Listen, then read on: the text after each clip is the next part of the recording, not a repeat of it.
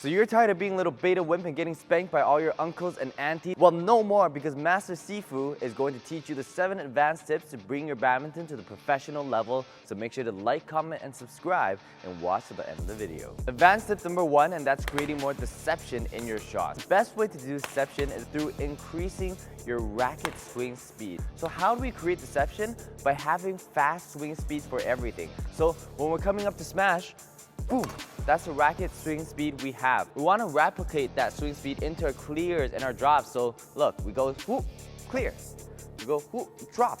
That way, they won't be able to tell what shot we're going to be hitting from our swing. And professional players or competitive players, they all predict shots based on how your swing looks like. So if you're able to keep your swing short and quick, then it'll be very hard for them to predict what shot you're going to hit.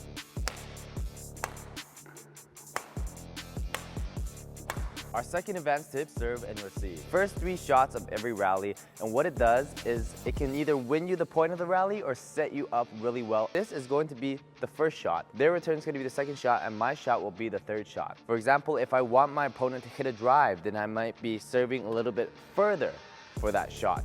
If I want my opponent to hit a really tight spinning net on their forehand, I'm going to serve very short and right to where their forehand is so that they can set that up.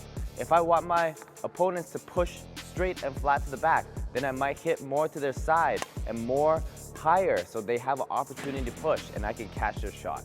A third advanced tip is going to be controlling court tempo. So we have the obvious fast court tempo and the slow court tempo. Now how do we set these up? Well, in order to slow down court tempo, we can do things such as in between rallies, we pace around. We take a little bit more time before we serve. We hit higher and slower shots, moving them around. If we're a little bit tired, we can use a slower court tempo to try to recover our energy. So when we want to play fast court tempo is usually when you have better stamina or you have better speed than your opponent and you're forcing your opponent to play at their weakness, which is at a faster pace. So one is flatter shots, one is less rest time in between shots, so you can pick up the bird and try to serve right away to force them to play faster, get them a little bit agitated. Advanced tip number 4 is having different play styles for different situations and different opponents. So some different play styles include you can have a more smash net play style for when it's really tight, 20 all, 22 all, right? The final deuce points.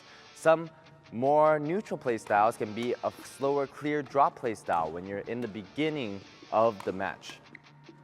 Advanced tip number 5 is going to be playing with more placement than power. The only weakness that people have at a higher level is moving around, getting out of balance. The only time you can make them make a mistake is when you're constantly pressuring them to be out of balance. So we want to focus more on placement, tap smashes, very to the side, very accurate, clears that are nice and to the back, drops that are nice and quick. It doesn't have to be tight, but nice and quick that moves them.